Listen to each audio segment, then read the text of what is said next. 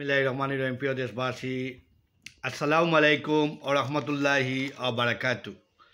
আমি আজকে আপনাদের বিগত দিনের সরকার প্রধানের বাংলাদেশের যে রাজনীতি তারা করেছিল, সেটা কি বাংলাদেশের জন্য রাজনীতি না নিজেদের জন্য রাজনীতি, সেটা নিয়ে আজকে আমি আলোচনা করব। রাজনীতি কি এই মানুষের জন্য, গণমানুষের জন্য? রাজনীতি কি নিজের পরিবারকে আপনার কোটি কোটি টাকা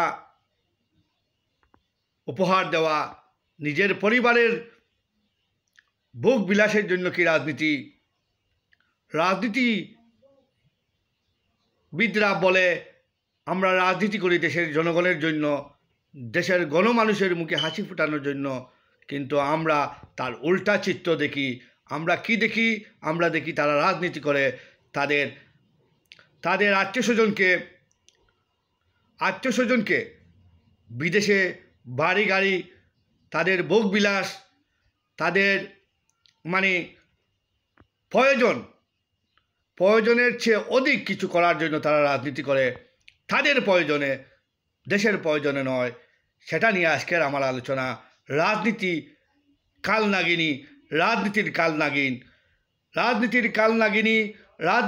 নাগিন, এটা নিয়ে আজকের আমার আলোচনা। কে কাল নাগিনী? বাংলাদেশের 18 কোটি মানুষ এই রাজনীতিদের কি বিচার করবে, সেটা নিয়ে আজকে আমি হাজির হলাম আপনাদের সামনে। আমি লিটন চৌধুরী, লন্ডন থেকে, আমার জাগা দাস বিডি ইউটিউব চ্যানেল থেকে আপনাদেরকে জানাই অসীম ভালোবাসা ও শুভেচ্ছা। প্রিয় দেশবাসী, শুরুতে আমি আপনাদেরকে আমার সালাম জানাই। আসসালামু আলাইকুম ওয়া রাহমাতুল্লাহি ওয়া বারাকাতু। প্রিয় দেশবাসী, শুরুতে মহান রব্বুল আলমিনের নাম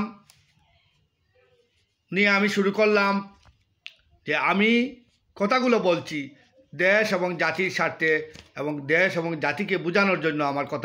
আমার কথাটা কাউকে আঘাত দেওয়ার জন্য নয়, কিন্তু কারা দেশপ্রেমিক, কারা দেশের জন্য কি করেছিল, সেটা নিয়ে আজকে আমি হাজির হব। এই যে বিগত 3 সরকার ছিলেন, এরশাদ সরকার, এরপর খালেদা জিয়ার সরকার, এরপর শেখ হাসিনার সরকার। এই সরকারদের নিয়ে আমি আজকে আমার আলোচনা। এই 3 সরকারের ভূমিকা কাল নাগিনী হলো না কাল নাগিন হলো, সেটা নিয়ে আমার আলোচনা, এবং আলোচনার পর্ব আমি এখন শুরু করেছি।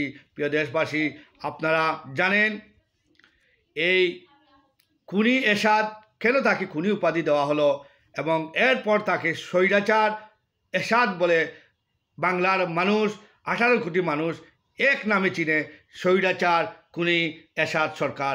এর কারণ কি, এটা নিয়ে আমি প্রথমে আপনাদের সামনে হাজির হব। এরশাদ সরকারের পতন এবং এরশাদ সরকার কি করেছিল বিগত 9 বছর তার শাসন আমলে, তা নিয়ে আমি শুরু করব। এরপর বিএনপি সরকার, এরপর আপনার শেখ হাসিনা সরকারকে নিয়ে আলোচনা। আজকের যে আলোচনা, আমি আধা ঘন্টার ভিত্তি আলোচনা শেষ করে ফেলব। প্রিয় দেশবাসী, একটু ধৈর্য সহকারে আপনারা আমার কথা শুনুন। 9 বছরে এরশাদ সরকারের আমলে বিভিন্ন ধরনের সে 9 বছর দেশকে শাসন করেছে, শোষণ করেছে, দুর্নীতি করেছে, নানান কিছু এই এরশাদ সরকার করে শেষ পর্যন্ত জনগণের উপর স্টিম রুলার চালিয়েছিল, এবং কিভাবে কি করেছিল সেটা নিয়ে আলোচনা করব। এরশাদ সরকার খুনি সরকার ছিল।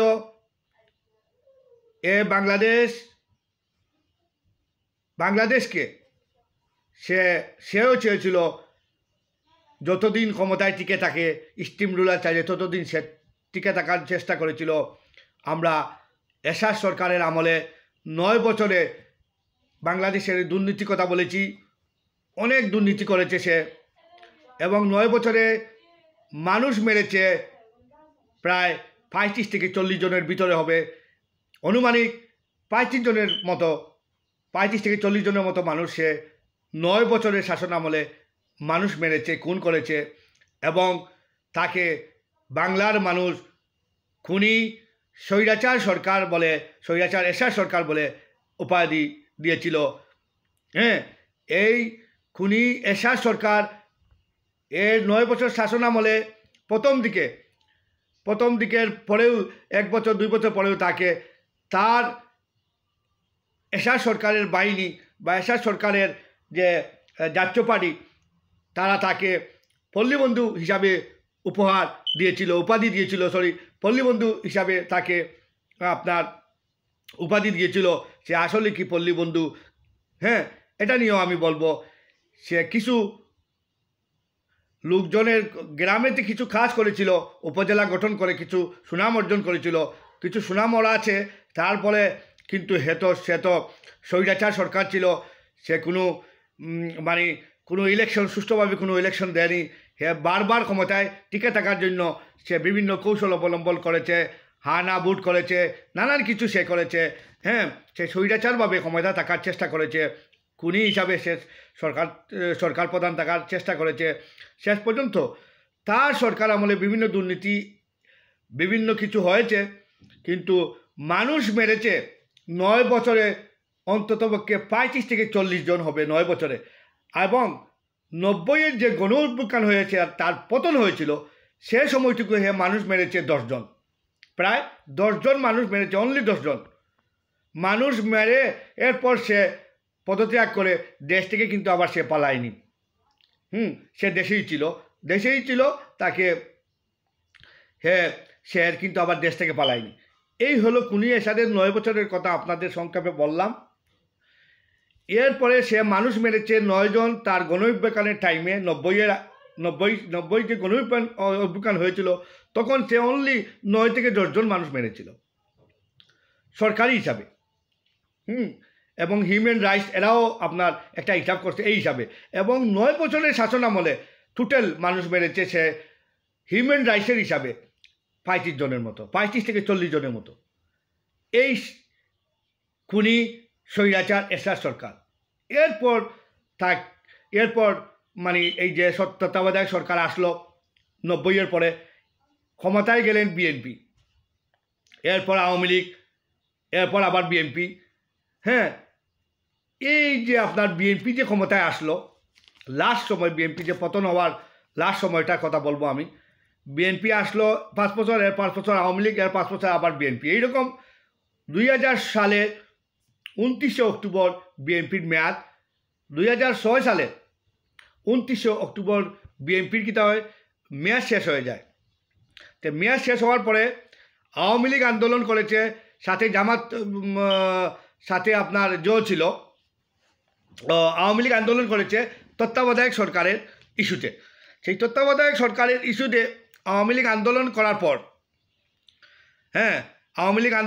পর তখন 29শে অক্টোবর মেয়াদ শেষ হওয়ার পরে আওয়ামী লীগে বিএনপির প্রেসিডেন্ট তখন ছিলেন ইয়াজউদ্দিন, অধ্যাপক ইয়াজউদ্দিন আহমদ। তো ইয়াজউদ্দিন আহমদকে শেখ হাসিনা উপাধি দিয়েছেন ইয়াসউদ্দিন আহমদ, ইয়েসম্যান উপাধি দিয়েছেন। তারপরেও ওনারা রাজি হয়েছেন এই ইয়াজউদ্দিনের অধীনে উনি তত্ত্বাবধায়ক সরকারের দায়িত্ব নিয়ে উনি নির্বাচন দিবেন। হ্যাঁ, এরপরে উনি 2007-এর 22 তারিখ, জানুয়ারির 22 তারিখ নির্বাচন ঘোষণা দেন। এই ইয়াজউদ্দিন তত্ত্বাবধায়ক সরকারের দায়িত্ব নেন 2006-এর 29শে অক্টোবরের পর থেকে। নেওয়ার পর তিনি 2007-এর 22 জানুয়ারি একটা নির্বাচনের দিন তারিখ ঠিক করেন। দিন তারিখ ঠিক করার পর তিনি আবার আওয়ামী লীগ মনে করে উনি বিএনপির সাথে অনেক কুশলাদি বিনিময় করতেছেন, বিএনপিকে সাপোর্ট করতেছেন। এইভাবে তারা আবার আন্দোলনে 3রা জানুয়ারি তারা এই তত্ত্বাবধায়ক যে ইয়াজউদ্দিনের আন্ডারে যে নির্বাচন 2007-এর 22শে জানুয়ারি, সেই নির্বাচনকে তারা বয়কট করে, তারা গণ আন্দোলন সৃষ্টি করে এবং মানে যা কিছু আছে লাঠি নিয়ে ঘর থেকে বের হয়ে আন্দোলন করার জন্য উনি দাবি জানালেন এই শেখ হাসিনা। এরপরে এই যে 2006 এবং 2007 জানুয়ারির ইলেকশন, জানুয়ারির আগ পর্যন্ত আপনার মানুষ মারা গেল হিউম্যান রাইটসের হিসাবে 28 জনের মতো মানুষ মারা গিয়েছে এবং অনেক মানুষ আহত হয়েছে এবং নিহত হয়েছে প্রায় 28 জনের মতো। এই 2006 থেকে 2007 জানুয়ারির ভিতরে মারা গিয়েছে এতজন লোক। এরপরে আপনার 1/11 তখন আপনার 1/11 সৃষ্টি হলো। তখন বাংলাদেশের সাবেক রাষ্ট্রপতি অধ্যাপক ইয়াজউদ্দিন সাহেব তিনি তত্ত্বাবধায়কের দায়িত্ব থেকে পদত্যাগ করে জরুরি অবস্থা জারি করা হলো। তখন আপনার 1/11 সৃষ্টি হলো। এই 1/11 নায়ক ছিল তখন আপনার আর্মির চিফ জনাব মইনু আহমদ, এবং মইনু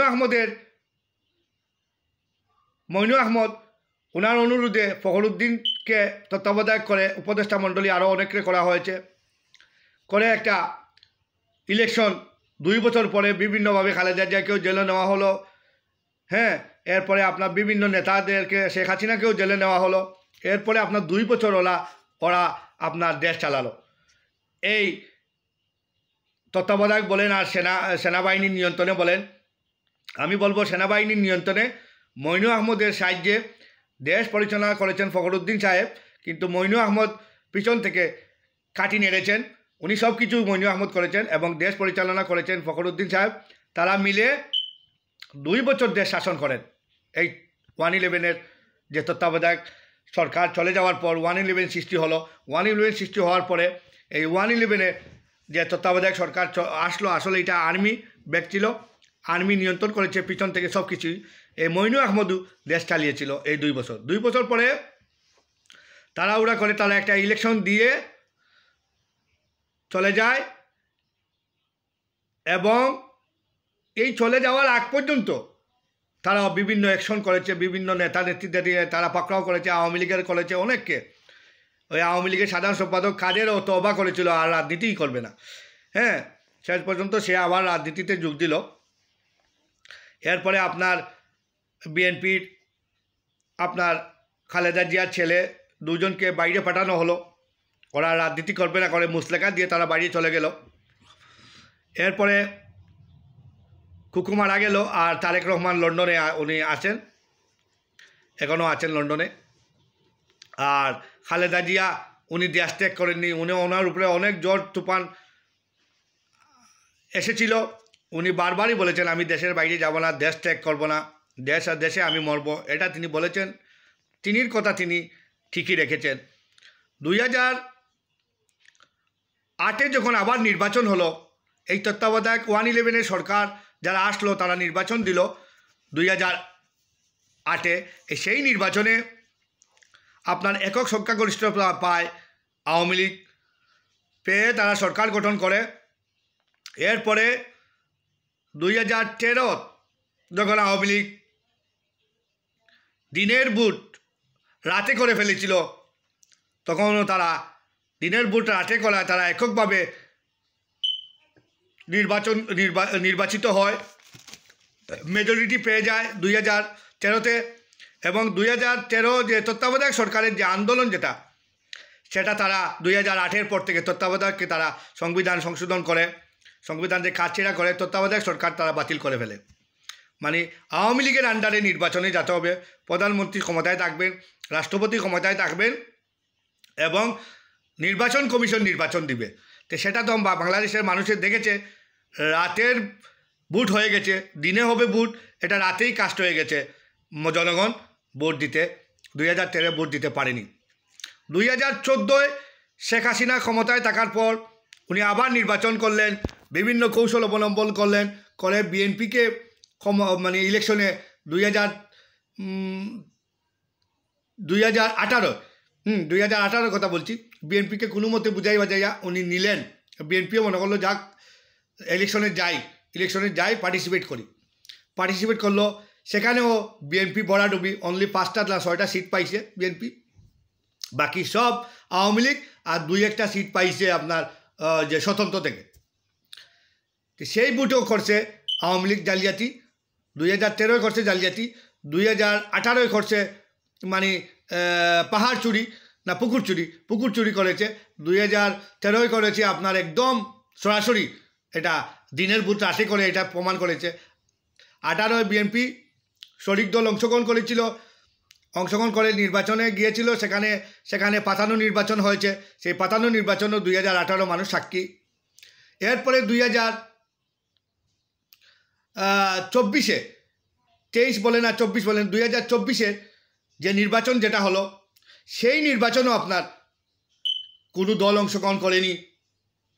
সেই নির্বাচনে জাতীয় পার্টিকে জোর করে নেওয়া হয়েছে এবং জাতীয় পার্টি হইল গৃহপালিত ছিল আওয়ামী লীগের। তারা যা বলতো আওয়ামী লীগের কথা তারা শুনতেই হতো, না হলে তাদেরকে জেল জুলুম নানান কিছু দিয়ে হুমকি দিয়েছে, এটা সত্য। এরপরেও জাতীয় পার্টি পারতো চাইলে, যাব না বললে কি করবে ওরা, কয়জনকে মারবে?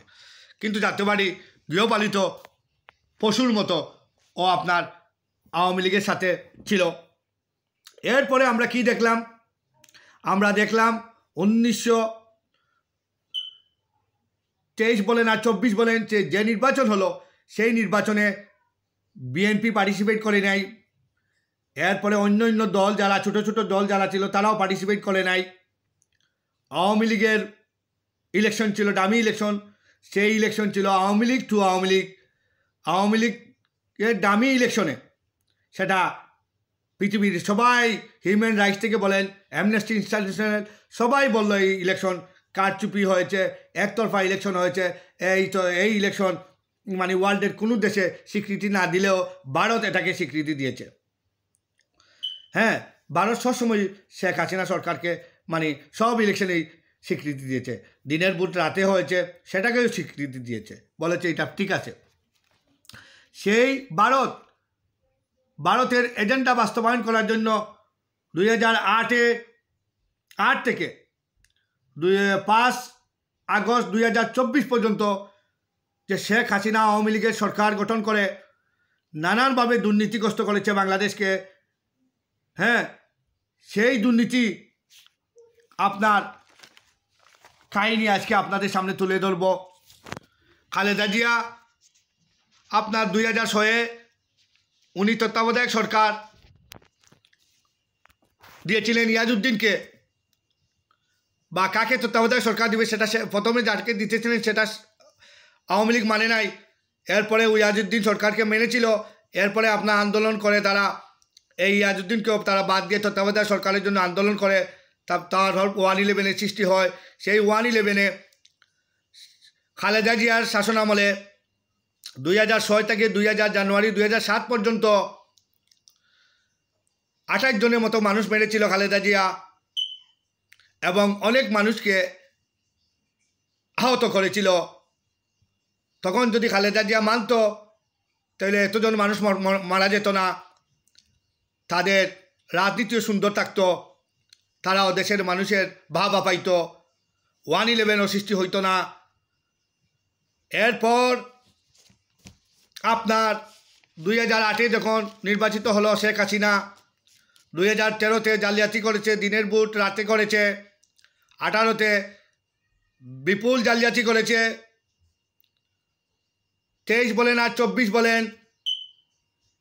তার পতনের কিছুদিন আগ পর্যন্ত যে ইলেকশন হয়েছিল, সেই ইলেকশনেও শেখ হাসিনা একতরফা নির্বাচন করে বাংলাদেশের জনগণকে তার ভোটাধিকার হরণ করেছে। বাংলাদেশের জনগণের কোনো মতামত নেয়নি এবং ভারতের বাহাবা পেয়ে সে ক্ষমতায় টিকেছিল। ভারতের এজেন্ডা বাস্তবায়ন করার জন্য সে 16 বছর ক্ষমতায় টিকেছিল। সেই লাস্ট মুহূর্তে এবং তার যে 16 বছরের শাসন আমলের আমি কিছু ইতিহাস শেখ হাসিনার তুলে ধরব। আমি এটা দেশবাসীকে বোঝাতে চাচ্ছি, খুনি স্বৈরাচার এরশাদ, খালেদা জিয়া এবং শেখ হাসিনা তাদের হিসাব আমি দিব, এর মধ্যে কে নম্বর 1 তার হিসাবও আপনারা পাবেন। এই শেখ হাসিনা আমি বলবো উনি মেগা প্রজেক্টের নামে মেগা দুর্নীতি করেছেন, মানুষ মেরে ইতিহাস সৃষ্টি করেছেন। শেখ হাসিনা সাজা কি হতে পারে আপনারা জনগণের কাছে সেটা আমি চাইলাম। রাজনীতি কাল নাগিনী এবং রাজনীতির কাল নাগিন খে এবং কারা আপনারা এটা বিচার করবেন। আজকে দেখুন এরা পৃথিবীর সব স্বৈরাচারকে ছেড়ে দিয়েছে হাসিনা, সব স্বৈরাচারের উপরে চলে গেছে হাসিনা। এটা নিয়ে আজকের আমার আলোচনা। হাসিনায় মানুষ কতজন মেরেছে? 15-16 বছরে হাসিনা মানুষ মেরেছে 5,000-এর উপরে। 16 বছরের শাসনামলে শেখ হাসিনা 5,000-এরও বেশি মানুষ মেরেছে, আহত গুম অনেককে করেছে। এটার হিসাব আপনারা হিউম্যান রাইটস অ্যামনেস্টি ইন্টারন্যাশনাল এরাদের কাছ থেকে পাবেন। মানুষ মেরেছে সর্বমোট 5,000-এর প্রায় 5,000-এর উপরে, গুম খুন করেছে হাজারো হাজার। এরপর অনেক মানুষ তার স্বামী পাচ্ছে না, তার সন্তান পাচ্ছে না, মা বাবা অসহায়। শেষ জুলাই থেকে 5 আগস্ট 2024-এ সেই 1 মাসের ভিতরে সে 1,000-এর উপর মানুষ মেরেছে। অ্যামনেস্টি ইন্টারন্যাশনালের হিউম্যান রাইটসের রিপোর্টে। এরপর আহত করেছে 30 থেকে 35,000 মানুষকে। এবং সেখানে আমরা সেই সময় আমরা কি দেখেছি? 5ই আগস্টের আগে 4ই আগস্ট হেলিকপ্টার দিয়ে মানুষকে মেরেছে, হেলিকপ্টার দিয়ে উপর থেকে গুলি করেছে। বিভিন্ন ধরনের আওয়ামী লীগের বাহিনী তৈরি করেছে, তাদেরকে অস্ত্র হাতে দিয়ে দেশের জনগণের সামনে হাজির করেছে অস্ত্র দিয়ে। আপনারা 4 তারিখ দেখেছেন আওয়ামী লীগ বাহিনী কীভাবে পুলিশের সাথে মাঠে নেমেছিল। এবং টোটাল উনি 5,000 মানুষ টোটাল মেরেছেন, লাস্ট সময় 1,000। এটা নিয়েই টোটাল 5,000 মানুষ। হেফাজত ইসলামের যে আপনার 5 মে যে আন্দোলন করেছিল, সেই আন্দোলন ছিল নিরীহ এবং সেই আন্দোলন ছিল ডেমনস্ট্রেশন, ছিল অধিকার আদায়ের। তারা একটা দাবি ছিল, সেই দাবি আদায়ের জন্য তারা আন্দোলন করেছিল। সেই আন্দোলনে নিরীহ এতিম বাচ্চাদের তারা পাখির মতো রাতে ইলেকট্রিক বন্ধ করে দিয়ে, ইন্টারনেট পরিষেবা বন্ধ করে দিয়ে শাপলা চত্বরে পাখির মতো মানুষকে গুলি করে মেরেছে। সেদিন রাত্রে অন্ধকার করে ল্যাম্পপোস্টের বাতি নিভিয়ে মানুষকে নির্বিচারে মেরেছিল। কোনো মিডিয়া, কোনো সাংবাদিক সেখানে কথা বলতে পারেনি, কিছুই লিখতে পারেনি। সবাই জানেও কতজন মানুষ মারা গেছে, তাও বলতে পারেনি। শেষ পর্যন্ত আমরা বিদেশি মিডিয়া, হিউম্যান রাইটস, বিভিন্ন তথ্য থেকে আমরা জানিয়েছি যে তখন 1,000-এরও বেশি মানুষ তারা সেই হেফাজতে ইসলামের যে মানুষ তারা মেরেছিল। তখন তারা কেউ বলছে 2,000, 3,000। আমরা একটা হিসাব পেয়েছি, সেই হিসাবে দেখছি আমরা 2,000-এর উপরে তারা সেদিন রাত্রে মারেছে এবং আহত হয়েছে কয়েক হাজার, 50,000 লোক আহত হয়েছে। এবং অনেক মানুষকে তারা মাটি চাপা দিয়েছে, সাথে সাথে নিয়ে মাটি চাপা দিয়ে রক্ত তারা পানি দিয়ে ধুয়ে সাফ করেছে। পরদিন সকাল কেউ দেখে এখানে সবটা ক্লিয়ার। হ্যাঁ, এইরকম তারা মানুষ মেরেছিল। সেই নেতৃত্ব ভারত থেকে সেটা এসেছিল, কীভাবে এদেরকে মারবে সেটা কথা কিন্তু ভারতে বলেছিল, এইরকম অন্ধকার করে তোমরা মানুষ মেরে ফেলো। এই আপনার হাসিনা, সেই হাসিনা, সেই কাল নাগিনী বাংলাদেশের রাজনীতিতে 1981 থেকে রাজনীতি এই মহিলা শুরু করেছিল। এই মহিলা রাজনীতিতে আসার পরে এবং 2024 পর্যন্ত 5ই আগস্ট পর্যন্ত তার রাজনীতি শেষ। সেই শেষ রাজনীতি সে কীভাবে করেছিল, কীভাবে সে টিকার জন্য সে বলেছিল আরও রক্ত চাই, আরও মানুষ তোমরা মারো, কিন্তু শেষ পর্যন্ত সেনাবাহিনী কি আল্লাহ ওনাদের ভিতরে ফেরেস্তা ঢুকিয়ে দিয়েছিলেন। এই বাহিনীর ভিতরে ফেরেস্তা ঢুকিয়ে দেওয়ার কারণে জনগণ অনেকটা মুক্তি পেয়েছে, না হলে আরও কত হাজার জনগণের লাশ যাইতো পড়তো আল্লাহ জানে। তো প্রিয় দেশবাসী, এই সেই হাসিনা যার দূরদর্শী ছিল দেশের জন্য নয়, যার দূরদর্শী ছিল ক্ষমতা পাওয়ার প্রতিপত্তি, এবং তার একজন সাধারণ একটা নেতা, আপনারা যদি জেলা উপজেলায় হাঁটেন, বিগত দিনের 15 বছর 16 বছর আগে সেই নেতার কী ছিল আপনারা খোঁজ নেন।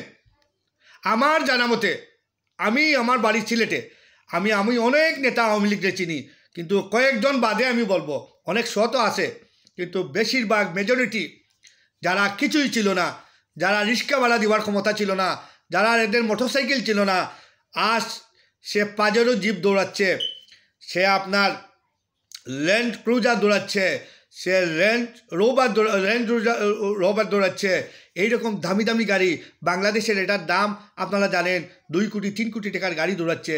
এরা পায় কোথা থেকে? এ টাকা আসে কোথা থেকে? রাজনীতি কি শুধু টাকা? রাজনীতি কি মানুষের জন্য? না আমি টাকা বানাবো, না আমি বুক বিলাস করব। রাজনীতি হয়ে গেছে এখন, জানেন আপনারা সবাই। 18 কোটি মানুষের উদ্দেশ্যে আজ আমি বলছি, রাজনীতি একমাত্রই মানুষ করে বুক বিলাসের জন্য। রাজনীতি একমাত্র করে দেশের মানুষের জন্য নয়, তাদের পকেট গরম করার জন্য। রাজনীতি হলো টাকা বানানোর মেশিন। আপনি 1 টাকার মালিক ছিলেন, আপনি রাজনীতি করবেন। যদি এই রাজনীতি করার পর আপনার সরকার পাওয়ারে যায়, আপনি হাজার হাজার কোটি টাকার মালিক হয়ে যাবেন। তো রাজনীতি করা কিছু আরাম না, একগুলো ইজি, টাকা বানানো একদম ইজি। তো টাকা বানানোর জন্য রাজনীতি না, মানুষের জন্য রাজনীতি। এটা নিয়ে আমার আজকের কথা। আর রাজনীতির কাল নাগিনকে এটা নিয়ে আমি আপনাদের সামনে কথা বললাম, যে বাংলাদেশের ইতিহাসে নয়, পৃথিবীর ইতিহাসে শেখ হাসিনার নাম চিরজীবন লেখা থাকবে, যে শেখ হাসিনা স্বৈরাচারী, শেখ হাসিনা যে ওয়ার্ল্ডের মধ্যে সবচেয়ে টপ নম্বর 1। কেন 1? এত মানুষ মেরে কে এত স্বৈরাচার হয়নি কোথায়? দুর্নীতি করেছে, নানান কিছু করেছে, দুর্নীতি করেছে, টাকা মেরেছে, মানুষের জনগণের ভোটাধিকার নষ্ট করেছে, সব কিছু আমি ফেলে দিলাম। কিন্তু মানুষকে মারলে একজন মানুষের জীবন কিন্তু দেওয়া যায় না। কোনো কিছুর বিনিময়ে মানুষকে আর রিটার্ন আনতে পারবেন না, পৃথিবীর কেউ পারেনি। আপনাকে আমি কয়েক হাজার কোটি টাকা দিয়ে দিব, দেখুন শেখ মুজিবকে আনতে পারবেন? শেখ মুজিবকে জীবন্ত আনতে পারবেন? জীবন্ত আনতে পারবেন না। আমি এটা দিয়ে বুঝাইলাম যে শেখ মুজিবের জন্য উনি কত জীবন দিয়েছেন, উনার বাপের বিচার করার জন্য। উনি বাংলাদেশের এজেন্ডা বাস্তবায়ন করে ভারতকে কি দিয়েছেন, উনি বাপের বিচার করার জন্য উনি যে জেদি হয়ে বাংলাদেশে এসেছেন, বাংলাদেশের জনগণকে পায়ে পিষ্ট করে উনি উনার ক্ষমতায় টিকে থাকবেন। এবং উনি যে ফাঁসি দিয়েছেন, অন্যায়ভাবে অনেককে মেরেছেন, অন্যায়ভাবে গুলি করার অর্ডার দিয়েছেন, মানুষ বেড়েছেন, শেষ পর্যন্ত তিনি দেখছেন যে আমার তো কোনো উপায় হবে না, ক্ষমতায় না থাকলে, ক্ষমতা ছাড়লেই আমি মাটির সাথে মিশে যাব। তাই তিনি চিন্তা করেছেন ক্ষমতায় থাকতে হবে, যে কোনো ছলে হোক, বলে হোক, কৌশলে হোক, না হলে গুল্লি করে মেরেও হোক, মানুষকে হাজার হাজার মানুষকে লাশ করেও আমি রাজনীতিতে আমি প্রধানমন্ত্রিত্ব চাই। মানে পাওয়ার চলে গেলে, আমার ক্ষমতা চলে গেলে আমি বাংলাদেশে তো বাঁচতে পারবো না, আর অন্য কোনো দেশে গিয়েও আমি বাঁচতে পারবো না। সেই হাসিনা যে হলো বাংলাদেশের কাল নাগিনী, রাজনীতিরও কাল নাগিনী, আওয়ামী লীগকেও ধ্বংস করেছে, বাংলাদেশকেও ধ্বংস করেছে। বাংলাদেশকে চেয়েছিল ভারতের তাবেদার রাষ্ট্র বানানোর, বাংলাদেশকে চেয়েছিল ভারতের অঙ্গরাজ্য বানানোর। সেই মহিলা, তাকে আপনারা চিনে রাখুন। শেখ হাসিনা। খালেদা জিয়া মানুষ মেরেছে 28 জন এবং আহত করেছে কিছু লোক। এরশাদ মেরেছে 9 বছরে 35 জন। তার শেষ সময় যে গণঅভ্যুত্থানে মানুষ মেরেছে লাস্ট 10 জন, সে সিলিন্ডার হয়ে গেছে। খালেদা জিয়া 35 জন মেরে কিছু লোক অনেক লোককে আহত করে তিনি সিলিন্ডার করে দিয়েছেন। কিন্তু আপনারা শেখ হাসিনা যে জেদি মহিলা, এই জেদি মহিলাকে আপনারা সিলিন্ডার করতে পেরেছেন? প্রিয় দেশবাসী, আবারও আপনাদের সামনে আমি হাজির হব কিছু বলার জন্য। এই কিছু বলা আমার একমাত্র উদ্দেশ্য, দেশ এবং জাতির স্বার্থে আমরা রাজনীতি করব, দেশের মানুষের জন্য আমরা কথা বলি, কিন্তু দেশের মানুষের কথা, কিন্তু আমরা শেষ পর্যন্ত ক্ষমতায় গিয়ে আমরা কথা বদল করি। আমরা ক্ষমতায় গিয়ে আমাদের চিত্ত চেঞ্জ হয়ে যায়।